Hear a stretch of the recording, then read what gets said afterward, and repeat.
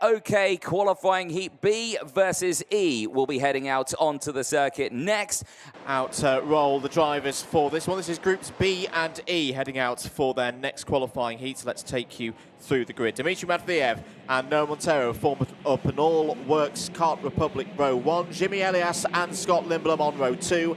Andy Consane and Matthew Higgins start on row number 3. Jensen Graham and Matt Corby go from the 4th row of the grid. Zach Drummond and Yuka Poe complete the top 10 on row 5. Lewis Werrell, local to this part of the world, starts on row 6 alongside Oscar Repetto. Luna Flusha, looking to bounce back after that retirement earlier, starts on the 7th row of the grid, is joined by the former world champion Mateusz Morgato. Guillaume Buzard and Elliot Kaczynski go from the 8th row of the grid. You can find Michael Adair and Gus Lawrence on row 9. Leo Nilsson and Enzo Ninecotta go from row number 10. They'll have Davide Battaro and Ludovico Busso on row 11. Fred Green and Austin Gale round out row number 12. They'll have Philippe Carras and Lewis Francis on row 13. Leon Brunner and Hutien Deng round out row 14. They'll have Salamat Soy and Peter Stiller on row 15, rounding out the top 30. Mark Brovko and Harry Cottrell go from row 16. They'll have Glenn Guest and Radek Vavra on row 17. Rylan Eschberg rounds out the field. Shotgun at the back of the field in 33rd place. But it looks to me on my timing screen that Radek Vavra has not taken to the track. So I think we're down to just 34 karts in this race. Well, drivers on their formation lap. Sun is still shining, which is nice to see, but that air temperature has not creeped up at all here, which is good for one thing. The engines keeps them nice and cool, means they can run them nice and hot as well, so that is nice for them. Look at the intermediate classifications. We obviously can see Joe Turney at the top of that one at 150 points to his name. Higgins second in that from Elias Lloyd, Wolf, Cosma, Van Langendonk, Ethan Jeffall, Shilkunis and Volta, who round out the top 10 in those points.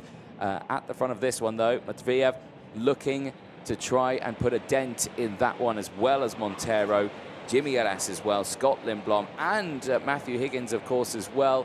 Great results for them earlier on, but some, again, up and down results for a lot of the drivers.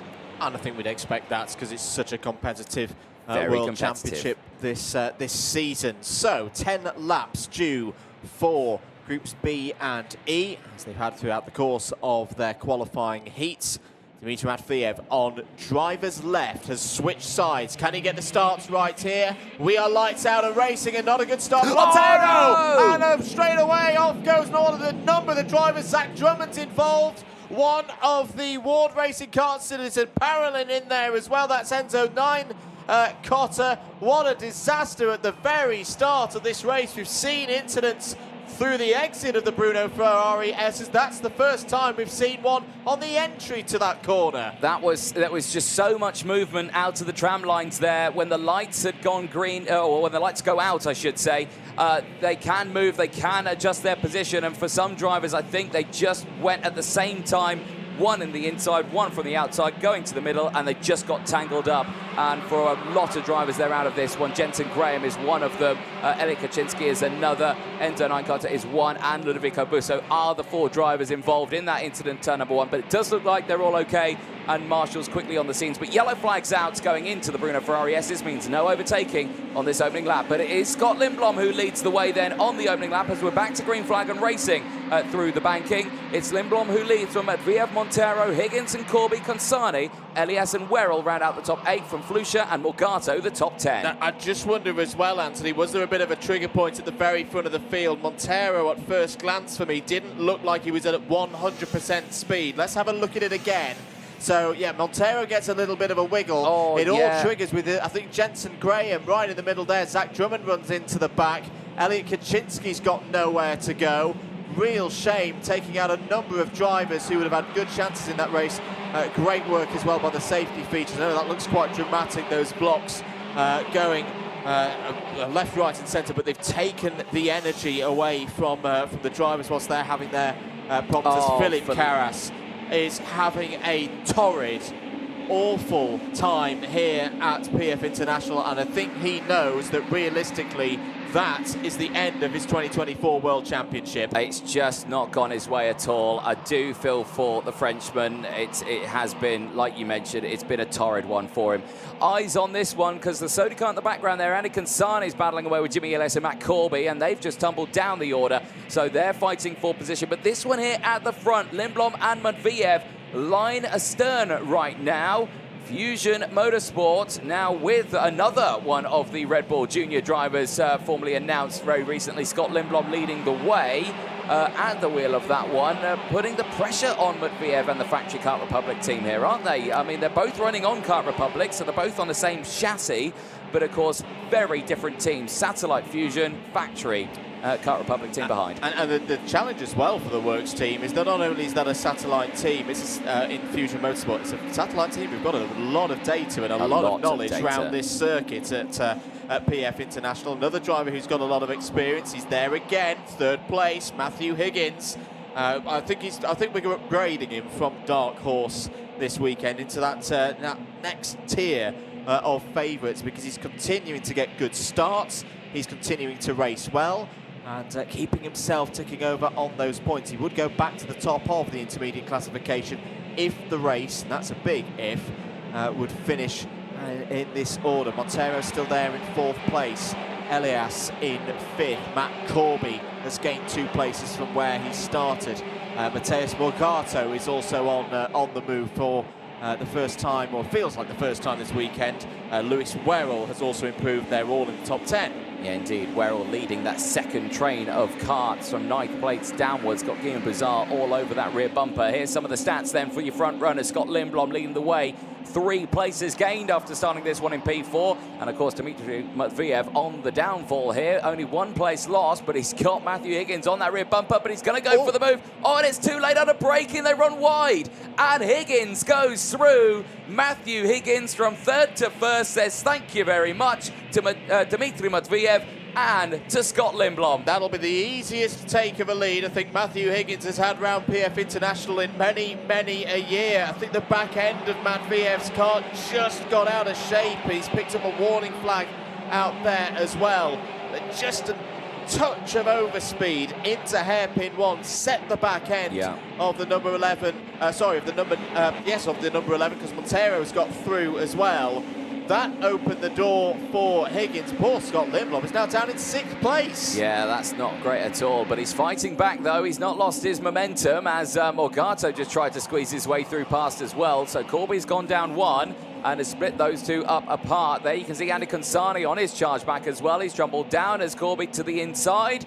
Oh, nearly did an insane move as Matveev there, nearly lost the back end. Oh, and Matis Morgato is not happy at all because he's seeing these 2 fighting and losing time to the train up ahead, and it's completely understandable. Yeah, Morgato needs to increase his rate of point scoring. He's not in danger of not being in the superheats tomorrow. No, but realistically, he's going to be not great. When you're a former world champion and it's another year, you want to be in the mix. And at the moment, Morgato it's just been a bit off colour, a bit off pace so far here in Lincolnshire. Now he's starting to build, but he needs big results now. Instead of being content with the top 5, he needs top 3s. He needs heat wins to pull himself back into contention through this race and the ones remaining. He certainly does, but still sits there behind Matt Corby at the moment, currently sitting in P7. Kansani and Bouzard in the background, running out the top 9. They are right there. They're going to change positions as they go down in towards hairpin number 1. That will allow Luna Flusha to close in just behind. Morgato's got through now as well at hairpin number 1. And Morgato slots in to P6 now as he tries to hunt down Scott Lindblom, who still sits there in P5. Back with the race leaders on this one. Higgins hasn't broken away on this one. And Montero is starting to pile the pressure back on as into the wall and out of the race. Tumbling down, it's Michael Adair going no further. The CRG driver from Italy is out. And this is the point of one of these FIA karting rounds where if you've had a bit of a bad start, you start to get a bit desperate. What's happened here to Michael Adair? Wide he's done on the nothing exit. wrong there. He's just got nowhere to go. Oh, wow. Nowhere to go. Driver's on his inside.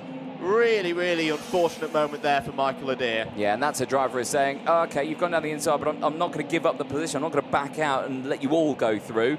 And yeah, that's just that's one of those where sometimes maybe it is a little bit easier to back out of it and fight back later, but that is so unfortunate for Michael Adair, and yeah, he'll have to watch the rest of this race from the sidelines. Eyes on this one though. Montero's turning up the temperature to 11, and he has closed in on Higgins. He looks to the inside at the exit of the Mike Wilson complex, or into the Mike Wilson complex, but again, he's not going to be able to get past. He stays there behind, and he has to be careful now because Matviev, who was leading this race, is starting to reel him in once again now. Back over the start-finish line, we go into lap number 9. It's the penultimate lap of this race, and the top 8 right now are looking very racy. They are indeed. Montero is trying to find a way through, but Matthew Higgins knows all the tricks of the trade round this circuit. He's raced here for many, many years in the British Championships. He's going to sit in the middle of the road, I'd imagine. Yeah, just control the pace. He's not attacking too hard on the brakes. He knows he's just going to take that track position and ask them other drivers, Matviev, Montero, to do the hard work.